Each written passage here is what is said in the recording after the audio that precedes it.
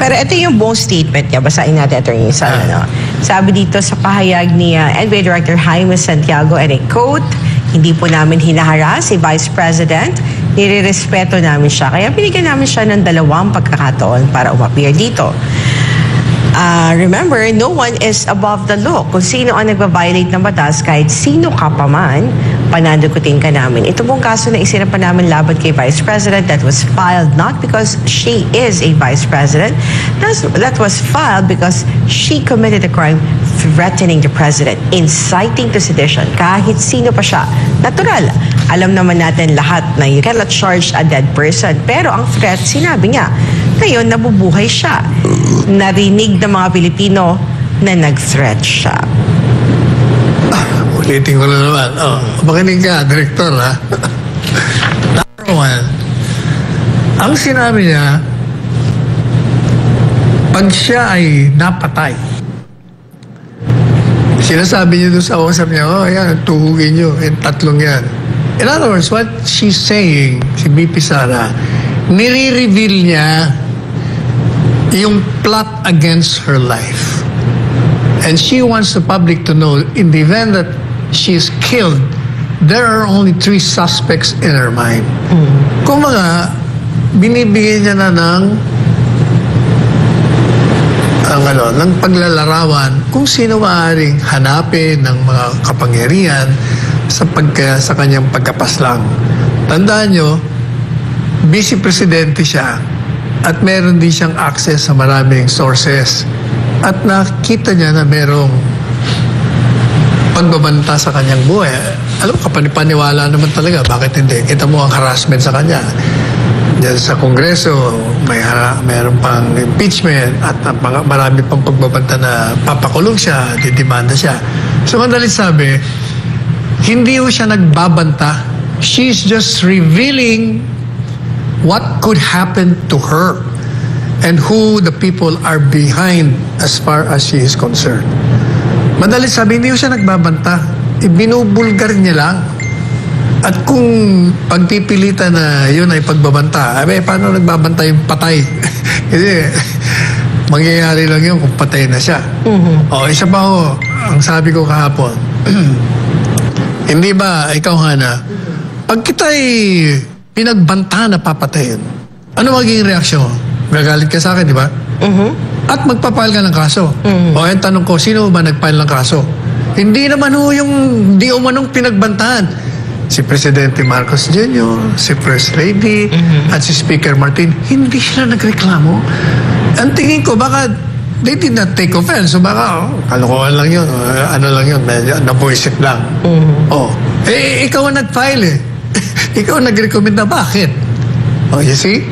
Pangatlo, sana mabasa ho natin yung yung kay Johnny Ponce Enrile. Yeah.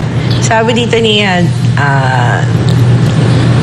former senator or Senate President Jose birthday celebrator. Birthday celebrant, sabi nito, and I quote, sabi niya, he posted this on his social media account. In a press conference on November 23, 2024, Sara Duterte said in Tagalog, and I quote, "Pag pinatay ako, patayin mo si BBM, si Lisa Araneta at si Martin Romualdez. No joke, no joke." End of quote. That statement has a serious underlying implications. It carries the key principal elements of criminal case, which says in Latin, actus non facit reum nisi means sit rea. In every crime, there must be a guilty act and a guilty mind. In the aforesaid statement of Sara, the guilty act is the command. Patayin mo si BBM, si Lisa Araneta at si Martin Romualdez. And the guilty mind is to avenge Sara's killing should it happen. If an attempt against Sara's life should happen but did not succeed, BBM, Lisa, and Martin would be the immediate and direct suspects, even though they are innocent, which would rather widen the political disruption between the two sides. On the other hand, evil and vicious third parties could merrily take advantage of the situation and weaken, if not destroy, the two sides of the political divide. Even some ambitious members of each political group could take advantage of it to strengthen and promote their personal interests, whatever that is. Although no criminal charge could be made at this time against Sarah for her aforesaid statement, Oops! Ulitin mo yun. although no criminal charge could be made at this time against Sarah for her aforesaid statement. Hindi siya. Ano pa? Anong opinion ng magaling na abogado na Chief Presidential Legal Counsel? Because it is conditional care. Exactly. You see? Because it is conditional. Mr. Director, pakinggan mo mabuti yung Chief Presidential Legal Counsel. Because it is conditional, care must be taken by both sides to prevent evil third parties to take advantage of it for their personal benefits, whatever these are. This is a humble you see? suggestion by the Chief Presidential Legal Counsel of the Marcos administration. Yan ang posisyon ko. Nagkakapareho. We're traveling in the same channel. Kumaga, nag-sit-in kaming dalawa, nakikinig kami sa kanya ngayon. Yung sinasabi niya, ulitin mo, even though it doesn't make... Although no criminal charge can be made. Criminal charge can be made. In other words, hindi po pwede talaga demanda because it's conditional. Yung nga sinasabi na conditional, hindi nga mangyayari.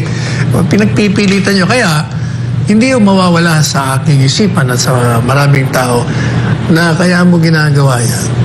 Siguro, either nagsisip-sip ka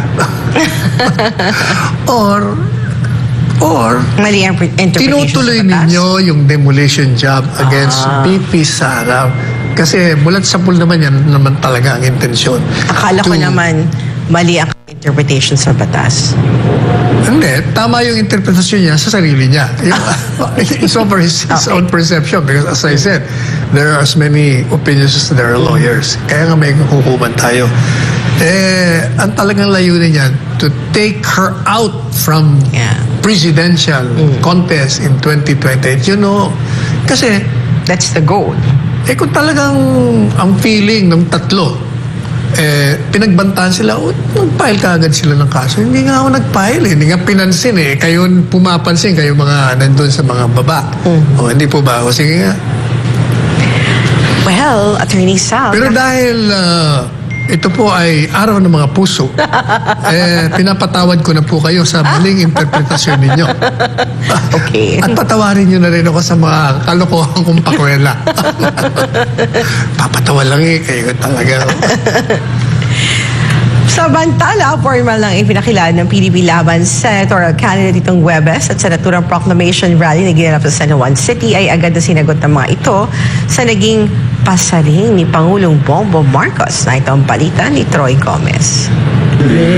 Sa unang araw ng kampanya ng PDP Laban ay agad na rumesbak ang mga kandidato nito laban sa mga patama ni Bongbong Marcos. Ang PDP Laban ay niyakap ang sinabi ni Marcos na ang mga kandidato na kalaban ng administration slate ay inutusan lang na bumili ng suka. Pero kung Team Suka man ang tawag sa kanilang grupo, ay baliwala naman nila ito kumpara sa Marcos administration na isinusukan na ng mga tao. Ako'y nagtitinda ng suka, pero nakapag-masteral degree ako.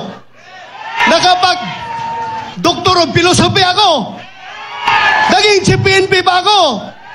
At ngayon, naging senador pa. Kaya sa lahat ng nagtitinda ng suka dyan, malaki ang tsansa nyo na magiging senador. Alam natin kung bakit napakataas ng pangunahing bilihin sa ating bansa. Yung hindi kumakain ng suka, hindi nila alam yun. Alam din natin na lubog na ang ating bansa sa korupsyon. Kahit tayo, naaamoy lang natin ay suka. Pero sila hindi nila alam. Sapagkat karamihan sa kanila ay involved sa korupsyon. Kaya ako ay natutuwa kung ito man ang Team Suka. Isa po akong proud member ng Team Suka. At atin pong lalabanan ang Team Sinusuka.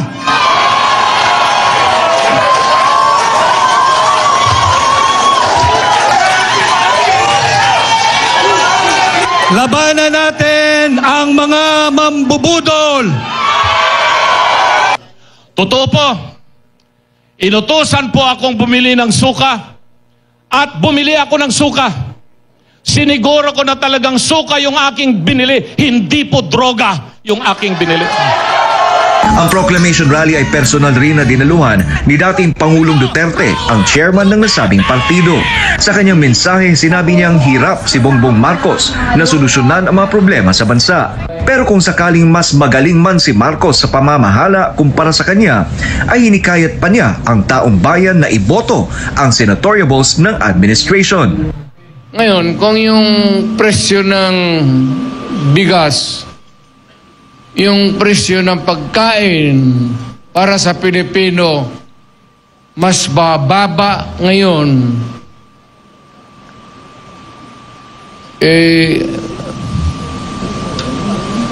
noong panahon na umupo si Presidente, kung mas mababa ang presyo ngayon ng pagkain, iboto natin yung mga kandidato niya. Nakikita mo naman, talagang almost hindi na kaya. Hindi kaya ng tao. Bukod pa rito, ay muli rin niyang tinawag si Marcos na lulong sa droga. Meron isang presidente na talagang bangag.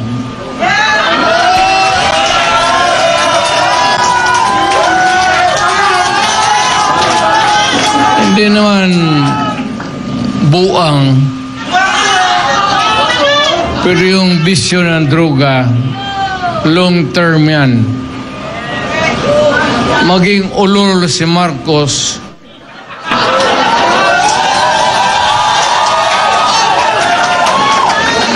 kung maybe constant use of heroin, abot pa siguro siya ng 80. Pero pagdating sa panahon na yan, hindi na siya gumagalaw. Either nakatindig lang yan sa kwarto niya. Sa kabuuan ay umabot ng 6 na oras ang proclamation rally ng Duterte senatorial candidates na ginanap sa San Juan City. Sa kanyang mensahe ay nabanggit din ng dating Pangulo na posibleng mangampanya ang partido sa Lawag, Bicol, Cebu at Zamboanga. Para sa Diyos at Pilipinas kumahal, Troy Gomez nag-uulat, SMNI News. Anong masasabi mo, Attorney Sal, dun sa pinag-uusapan nila in reaction Suka. sa suka? Ba't yung pinatulan niya mga suka-suka? Sana yung plataforma, sana ginaya niya lang si Pastor Quibulay. Yun ang kanyang plataforma ang naging highlight ng kanyang message or speech. Saka, alam niyo po sinusuka. Yung nagsabi nung sinusuka raw. Ikaw nga yung sinuka ng Marcos administration kaya nga natanggal sa kabinete. Sus Maria Josep. Ayaw ko ba? Sana pinakita nyo na lang na you're different from the rest. Pinakita nyo parang pareho na lang kayo. Pero Attorney Sal, naniniwala ka doon sa komento ng ilan na hindi na epektibo yung negative campaigning. Halimbawa daw dito yung sinapit ng 8 Diretso ng previous yung last election pa na yun kasi doon sila negative campaigning at walang ni isa sa kanila nanalo.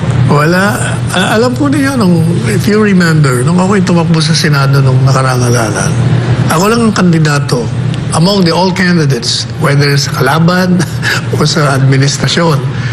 Ang speech ko, ang unang 15 minutes of my speech, pinagtatanggol ko yung Marcos Jr. Sumunod sa paninira niya sa kalaban niya. And then, yung the rest of my speech, tungkol na sa programa ko. Dapat ganun na lang. Hindi yung, wala.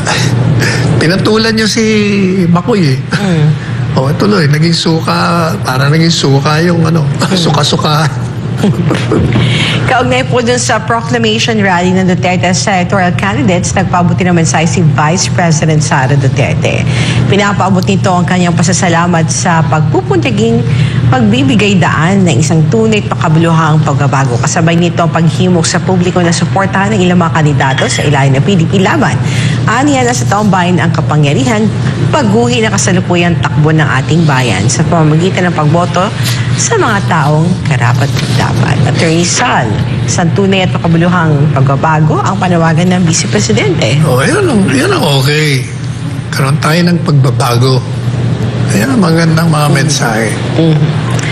Samantala, sa rally naman ng Alyansa para sa Bagong Pilipinas ng Administration Slate, wala nang sinabi ang Pangulo Marcos patungkol sa mga kandidato na inutusan lang na mag-deliver ng suka. Pero may patama pa rin ito na nagkakandara pa raw ang ibang partido na mabuo ang 12 kandidato. Kasi ito yung pinagmamalaki niya. Sila lang daw ang may kandidato mula sa may pinakamataas na posisyon hanggang sa pinakamababa. At bahagi din ng speech ni BBM sa naturang rally, sabi niya, and I quote, tinitingnan po natin ang ibang mga partido na nagkakadara pa po at sila tagahanap sila ng kandidatong hirap silang kumuha ng miyembro at hindi nila maunawaan kung bakit ang alyansa na kompleto po natin yung line-up. Madali lang po ang sagot dyan dahil ang alyansa lamang sa lahat ng mga grupong politiko na kasama. Sa halalan na ito, ang alyansa lamang ay may paninindigan. Hindi dito pagsasama para magtulungan lamang, para tulungan na sila ay mahalal. Sila po ay may paninindigan na sila ay kapit-bisig na tutulong at gagawin ang lahat para pagandahin ang buhay ng bawat Pilipino at pagandahin ang minamahal nating Pilipinas.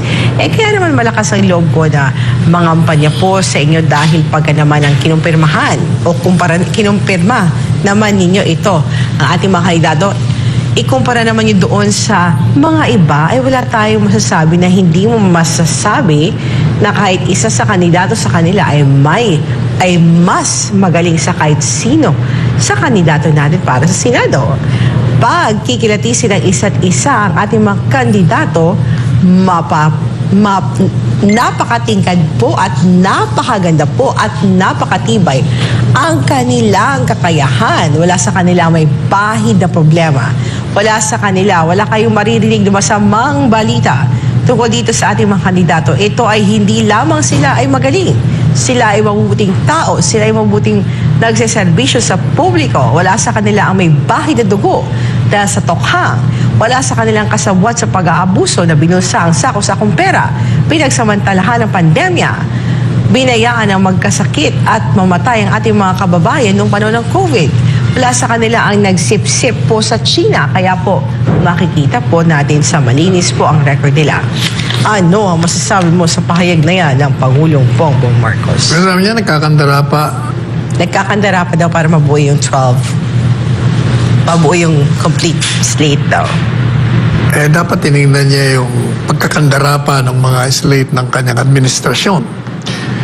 Pag isusuriin mo yung mga kandidato dyan, puro mga anti-Marcos dati yan eh. Biglang nagkandara pa kasi in power siya. O hindi ba, merong isa dyan, nagkakandara pa, na umalis, kuno, sa administrasyon. Ang kapatid niya, wala nang ginawa kundi banata ng administrasyon at nilalarawan niya na siya'y alay ng mga Duterte, Inday. Ano nga sinasabi niya. Pero nagkakandara pa siya nung magkaroon ng proclamation stage. Taas din ng kamay. Merong isa dyan. Sinasabi niya, malinis, so forth and so on. Pero yung isang kandidatong senador dyan, siya ang nagsulong ng magkano? Nag-umpisa sa ilang bilyon? 24 billion na building ng senador, mga senador, 24 senador. Nagsulong ho siya ng panukalang batas at nag-budget hanggang lumobo na, naging 32 billion pesos ng isang building ng Senado para lang doon sila mag-opisina. Anong klase? Paano niyo sasabihin? Marami pa marami pa. May isa nga dyan, di ba? Minumura ng gusto si Marcos. Pero yun, kasama niya. Ay, marami tayong masasabi dyan. Kumbaga, huwag ka magbato ng putik kung ikaw ay nasa putikan. Okay, kasi grabe no, parang boomerang eh. Isang ganun niya, mas malakas yung balik sa kanya. Pero alam mo, Attorney Sal, hindi ko kasi masyadong mag-gets bakit sinabi niya wala kahit anong bahid yung mga kandidato niya Kasi lahat sa kanila may mga issues na kinakaharap din. At saka yung iba din sa kanila, may mga, alam mo kasi, huwag ka kasi magsabi sa social media, sa harap ng media, na kahit anong negative sa isang tao, na in the future magiging bahagi ka ng slate niya. Backlash ka nyo lang. Like si former Senator Pacquiao. May mga interviews kasi siya when he ran for the presidential election against. Sinusuka niya si Macoy diba? Jr. And then suddenly, Pinupuri niya ngayon. Pinupuri niya ngayon. Marami dyan. Yung isa dyan, yung tatay niya. O, di ba? Kontrang-kontra yun. Anti-Marcos na anti-Marcos yun. Tsaka attorney sa like si Abalos, baka bad shot siya ng mga tao sa especially sa Davao City after and sa KOJC. At sa lahat ng Pilipino na naka-witness dun sa KOJC siege, siya yung mastermind dun, attorney Sal. For us, siya ang mastermind dun sa nangyaring KOJC siege. Kahit sabihin nilang hindi, pero nung lumantad na si Pastor, kung ang dami niya na sinabi at ganoon din si BBM, tapos sabi nila wala daw silang kasi sinusunod lang daw nila yung batas na hulihin si Pastor. Pero in a brutal way na ginawa nila, attorney Sal. Kaya nga gusto ko na abolish ang Congress Dahil, alam mo maganda yung column ni Tony Lopez. Ito daw mga kandidato ngayon. Kung sino man ang lalabas sa kanila, on both sides, it doesn't look like that the Senate will be better or the Senate will be far worse. Biro mo yun, it will not be better and it will not be far worse. That's an indictment of the kind of candidates that we have ngayon. Well, sinasabi ni Tony Lopez. Well, attorney Sal, masasabi ko ngayon, Gayahin niya na lang si Pastor. Palagi siyang programa. Ganun na nga. Si Bongo. Kumusta nga pala si Bongo? pinagmalaki niya yung malasakit. At least yun, meron. Kumbaga, yun ang tinatawag na kaya res ipsa loquitur. Mr. Malasakit niya. The thing speaks for itself. Yeah. Or, alam mo kasi, attorney Sal, si Pastor Apollo Sikibuloy, kahit recorded video lang yun sa kanya, ang highlight niya, exactly, may sustansya. Ang highlight niya, resibo niya, attorney Sal. Keeps reminding the public na may resibo na siya. And that's why, subukan niyo naman yung taong may resibo at hindi yung idinadaan lang sa popularidad o kaya na-meet nila personally yung candidate na hawakan yung kamay nila. Dahil yun na yung magiging basehan nila. Kasi attorney sa lahat ng mga kandidato na tumatakbo sa Senado, si Pastor na nagsasabi na no corruption, he is for death penalty, and he is serious in making this country a first world country. Saan ka nakarinig ng ganyan, attorney sa mga kandidato ngayon? Sa kanya lang? Sa kanya lang, exactly. Teka muna, kumusta kumusta naman yung speech ni Presidente ng PDP? Robin Hood Padilla. Yun, nakiusap talaga siya, di ba? Sabi niya sa public na siya, si Senator Bato, and Senator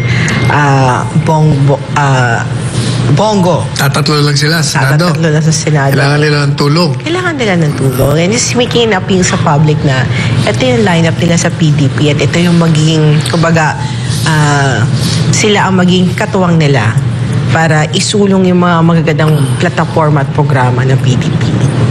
Yun yung sinabi niya kasi 'di ba nung unang part pa lang na-frustrate nga siya kasi gusto niya isulong yung federalism and mismo kasama niya sa PDP hindi siya sinusuportahan to the point na parang was thinking na umalis ng PDP at that time, 'di ba? If you remember, Attorney Sal. Di ba nag-resign siya? Pinakiusapan na bumalik.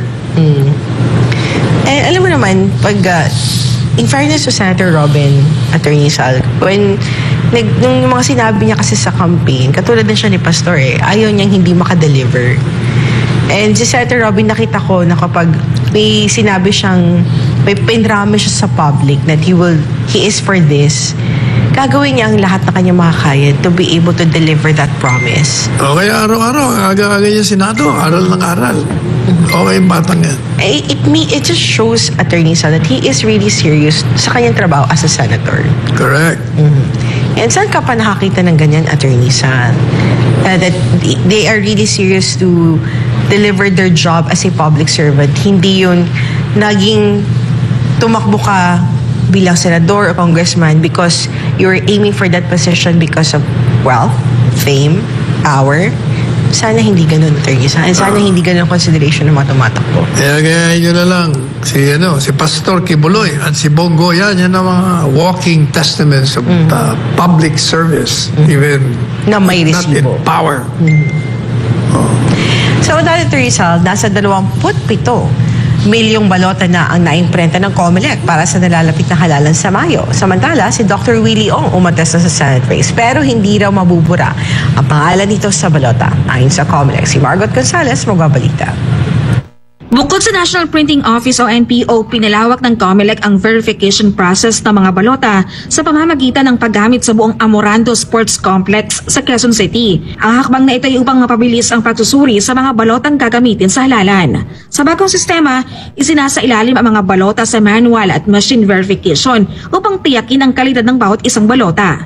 Ayon kay COMELEC Chief Attorney George Garcia, umabot na sa 27 milyon ang naimprentang balota sa NPO at ang lahat ng ito ay kailangang dumaan sa masusing verifikasyon. Nais ang COMELEC na maka-verify ng 1 milyong balota bawat araw sa loob ng Amorando Sports Complex. Sa loob ng sports complex, mayroong 200 makina na ginagamit sa verification at target din ng COMELEC na magtalaga ng 500 verifier para sa day at night shift, katulad ng sistema sa NPO. Sa kasalukuyan, ang National Printing Office ay may 260 makina at 600 verifiers na hinati sa pang-araw at panggabing shift. Sa verification process, sinusuri kung mababasa ng automated counting machine ang balota. Habang sa manual verification, ini-inspeksyon kung may punit, dumi o anumang diferensya ang mga balota.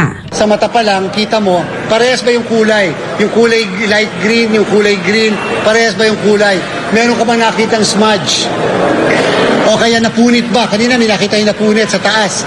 Technically, kahit yung punit na yon, babasahin nyo ng machine. Bakit? Hindi naman naapektuhan na ang timing marks sa sa gilid. Pero, sa mata ng verifier, rejected yon. Defective yon. So, set aside. So, yun po yung mga defects. Ngayon, sa machine naman, titingnan ng machine na andyan ba yung mga secret markings namin. Ito ba ay tunay na balota para doon sa mismong bayan na yan o sa mismong presinto na yan. Kasi nga precinct specific. Therefore, nakakalibrate yung mga makina sa mismong presinto na bine-verify nila. Ayon kay Garcia, kinakailangan ng 7 hanggang 8 segundo para ma-verify ang isang balota. Depende yan sa kasanayan at experience ng verifier. Dahil dito, inasa ng COMELEC na mabilis din ang magiging proseso ng verification sa tulong ng mga trained personnel. Para ma-verify ang isang balota manually at ng machine, 7.5 to 8 seconds ang nakukonsume ng isang verifier. Yun ay depende sa kasanayan niya o medyo eksperyensado na ba siya o pag nagsisimula pa lang na verifier. So more or less sa maghapon, on the average siguro naman kung meron kang 7 to 7 na verification o 8 to 5 na verification, halimbawa, palagay ko naman medyo makakadami rin yung verifier natin. Sa kasalukuyan, nasa 3 hanggang 4 na milyong balota na raw ang sumalang sa verification. Matapos dumaan sa proseso ng verifikasyon, ang mga balotang pasado ay dinadala sa packing area at inilalagay sa maayos sa mga kahon upang mapanatili ang kalidad ng mga ito laban sa anumang temperatura o posibleng pinsala. Minsan kasi may mga pagkakataon dati.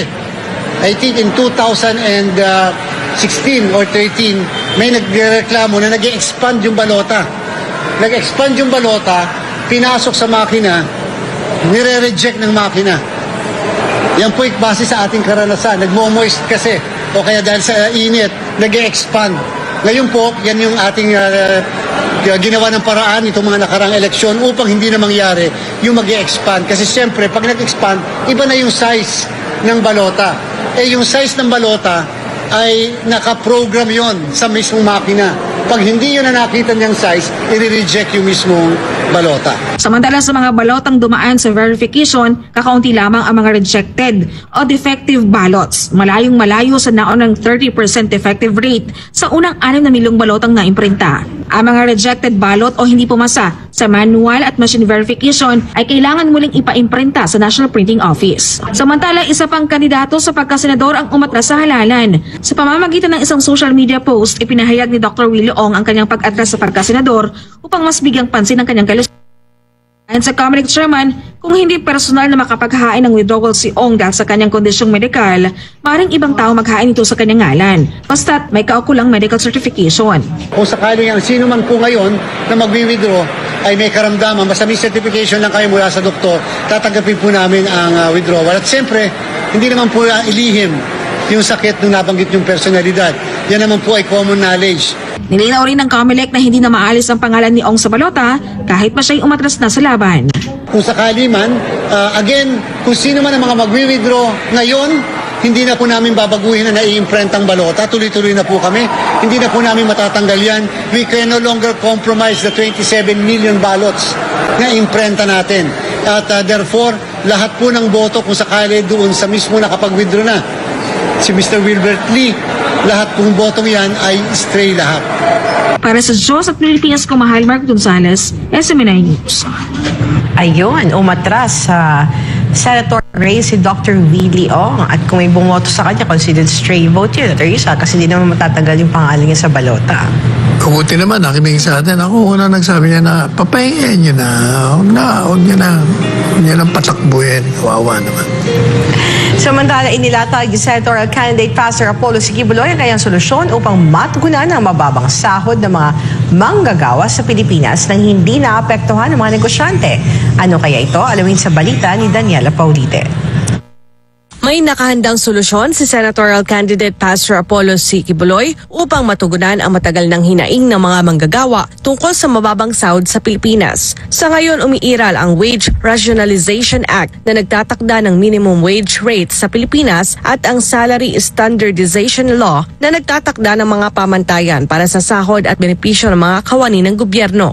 Sa proclamation rally ni Pastor Apollo Siquibuloy kamakailan sa pamamagitan ng video message, ibinahagi ng butihing pastor ang kanyang panukalang Living Wage Act na magbibigay ng tamang sahod sa mga manggagawa at kawani ng gobyerno. Sa ilalim nito, ipatutupad ang unti-unting pagtaas ng sahod sa lahat ng rehiyon at sisiguruhing magkakaroon ng taunang adjustment sa sahod batay sa pagtaas ng presyo ng mga bilihin at antas ng pamumuhay sa bawat rehiyon. Anya, ang sistemang ito ay magbibigay daan para sa mas maayos na pagsasaayos ng mga negosyante sa sahod nang hindi maaapektuhan ang kanilang operasyon.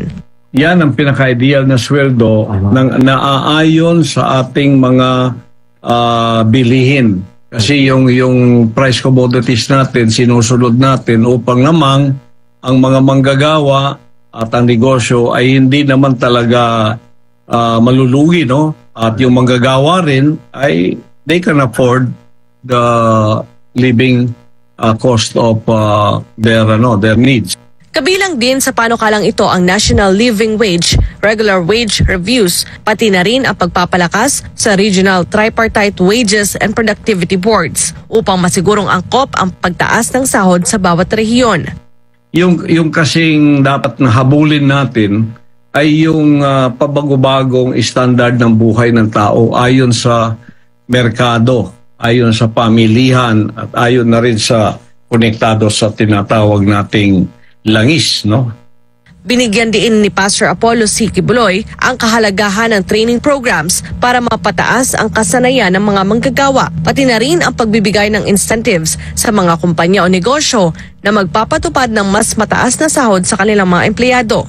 Nagpahayag din siya ng suporta para sa maliliit na negosyo na nahihirapang magtaas ng sahod, kabilang sa kanyang panukala ang pautang na mababa ang interes upang matulungan ang mga ito.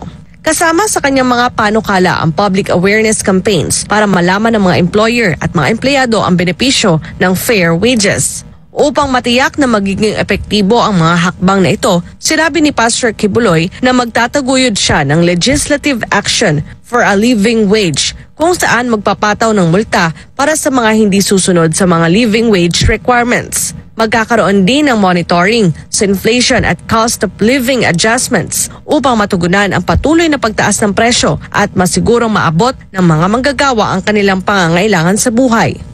Should be a symbiotic relationship between capital and labor.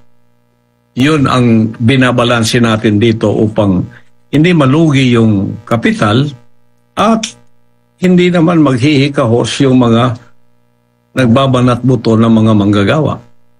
Mababatid na kamakailan ay inaprubahan ng House Committee on Labor and Employment ang panukalang batas na naglalayong magbigay ng 200 pesos na dagdag sa arawang sahod ng mga manggagawa sa pribadong sektor. Gayunpaman, ilang negosyante ang nagpakita ng pangamba kaugnay dito. Para sa Diyos at sa Pilipinas kong mahal, Daniela Paulite, SMNI News. Ayun, Attorney Sal. Maraming mapupulot yung mga ibang kandidato kay Pastor.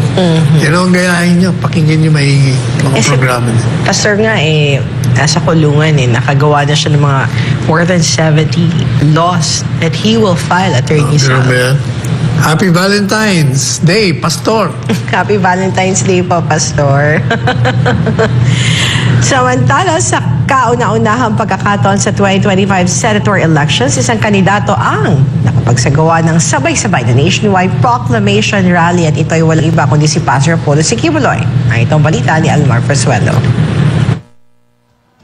Nagkulay lila at napuno ng numerong 53 ang Inares Sports Center Arena sa Pasig City nitong Martes, ang pangunahing venue ng unang nationwide proclamation rally ng isang senatorial candidate sa kasaysayan ng 2025 election sa bansa. Habang isinasagawa ang rally sa Pasig, sabay-sabay din itong ginanap sa iba't ibang lungsod sa buong Pilipinas, kabilang San Fernando, Pampanga, Kasiguran, Sorsogon, Liloan, Cebu, Ormoc City, Leyte, Bacolod City, Iloilo City, Dipolog City, Coronadal City, Cagayan de Oro City, Butuan City, Digo City, Tagum City at Davao City. Libo-libong Pilipino ang dumagsa sa mga venue upang ipakita ang kanilang suporta sa kandidatura ni Pastor Apollo C. Kibuloy. Kasama sa pagtitipo ng ilang senatorial candidates ng PDP laban, kabilang sina Senator Ronald Bato de la Rosa, Attorney J.V. Hinlo, Attorney Jimmy Bondoc at Attorney Raul Lambino na naghayag ng kanilang tiwala kay Pastor Apollo at sa kanyang mga advokasya para sa bansa. Dumalo rin sa proclamation rally si PDP laban Vice President for Visayas at Cebu City Mayor Mike Rama.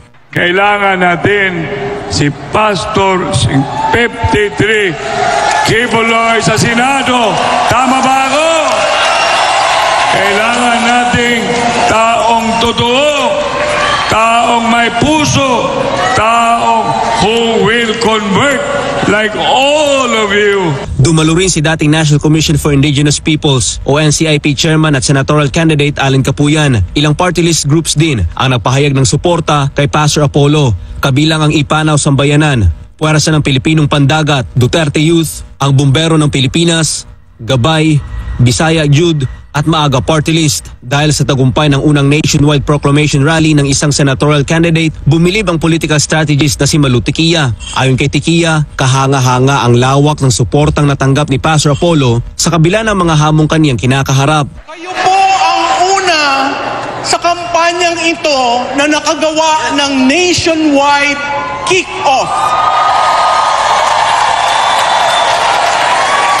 At tumataas ang balahibo ko pag tinitingnan ko kasi wala silang kandidato. Hindi nila kasama si Pastor Kibuloy. Pero nagawa niyo mag-nationwide. So sa mga nanonood, kung gaano katibay ng KOJC at ng mga kasapi ni Pastor Kibuloy, ito na po yun. Nakikita niyo kung gaano silang kalakas. At nararamdaman ng buong Pilipinas na pinaglalaban natin ang kausa ni Pastor Kibuloy. Sa kanyang recorded message, muling binigyang diin ni Pastor Apollo na ang kanyang pagtakbo sa Senado ay isang espiritual na misyon at kung paano niya pinangunahan ang The Kingdom of Jesus Christ, ganun din niya pamumunuan ang bansa. Iginit niyang isang malinis at tapat na gobyerno ang kanyang isusulong na may zero corruption, zero waste at walang pagnanakaw ng pera ng bayan. Kaya pag tayo ay nakahawak po ng political power, gagamitin natin ito para sa kaayusan ng bansang Pilipinas na makikita nila ang leadership ng hinirang na anak na walang korupsyon, na walang dibisyon, na walang away, na walang kaguluhan, kundi bibigyan ko sila ng direksyon kung saan dapat pumunta ang bansang ito. Bukod sa pagsugpo sa katiwalian, bahagi rin ng plataporma ni Pastor Kibuloy ang pagpapalakas ng ekonomiya, pangangalaga sa kalikasan at pagpapanatili ng kaayusan sa bansa. Ang lahat ng ito ay bahagi ng kanyang hangaring gawing isang first world country ang Pilipinas. Kalooban ng Ama na ako'y papapasukin dito sa magulong mundo ng politika upang tulad ng sinabi ko, magbigay ng direksyon, magbigay ng kaayusan at magbigay ng development sa bansang ito hanggang ito ay maging isang first world country na zero ang korupsyon, malinis, walang basura, maganda, maayos, ang mga estero, malinis, coastal, malinis, nagtatanim ng puno araw-araw. Bukod sa Pilipinas, isinagawa rin ang Pastor Apollo C. Kibuloy for Senator movement sa iba't ibang bansa tulad ng Spain, Amerika, Hong Kong, Italy, New York at iba pang bahagi ng mundo. Sa iba't ibang panig ng daigdig, nagpahayag ng suporta ang Filipino community at ipinabot ang kanilang kagustuhang pangunahan ang kilusan para mailuklok si Pastor Apollo C. Kibuloy sa Senado. Para sa Diyos sa Pilipinas, kung Mahal Almar Forzuelo, SMNI News. Ayan, Attorney Sal. Dapat siguro hiningi ng mga abogado niya na pumunta siya. Pwede naman yun eh. Kasi di ba ang hiningi video. Pwede naman siyang sumaglit doon at nagsalita. Ganda siguro, no? Sayang. Kasi ang aking teorya dyan, kahit na bilanggo ka, lalo pa, wala pang trial na hindi pa nga tapos eh.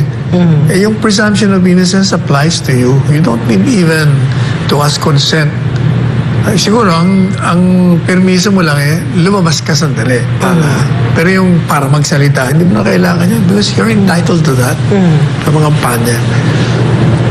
Well, pero anyway, napakaganda kasi nga nationwide si pastor lang ang nationwide tapos wala pa yung kandidata doon. Pero yung mga followers niya doon nagsisisigaw. Tinatanong nga kita nung isang araw kasi nagpunta ako doon, di ba? Eh, tumayo ako doon sa silya eh. At ako Kibuloy. Kasi yung mga bata doon sa likod ko, ayaw nila. Sir, mamaya na, hindi, ngayon na. Ngayon na, hat na tayo eh. May timing sila, Attorney Sal. Kaya nila ako rin nasunod, tumayo ako sa silya. Wala na silang magawa. Nag-umpisa na ako, dumami na. At marami pa kasi mahaba pa yung campaign period, Attorney Sal. We're hoping sa mga susunod na mga big rallies makakasama na naman physically si Pastor Apollo C. Kibuloy at yun ang inaasahan na and lahat ay hopeful na mangyari yun. Naantay ko yung solo siya. Yeah. Ang solo talagang darating tayo doon. Kasi mahirap pag hindi siya solo eh. Ang dami nagtatanong, sir, ba't di kayo nagsalita? I was explaining to Pastor kasi there are people, candidates that I do not like. If I endorse you there, siyempre, pangit naman tingnan na ikaw lang i-endorse ko tapos sila hindi. Ayoko naman maging rude. So, I chose not to. Gusto ko ikaw lang. Diba? Exclusive. No, exclusive. Purist ako eh. Purist. Yes. Yan ang panatero. Walang inuurungan. Pag tama palakpakan, pag mali ay babanatan. Yan ang banateros. Boses ng ordinaryong Pilipino. Banateros ay walang makakaawan. Walang inuurungan. Banateros ay tinutulungan.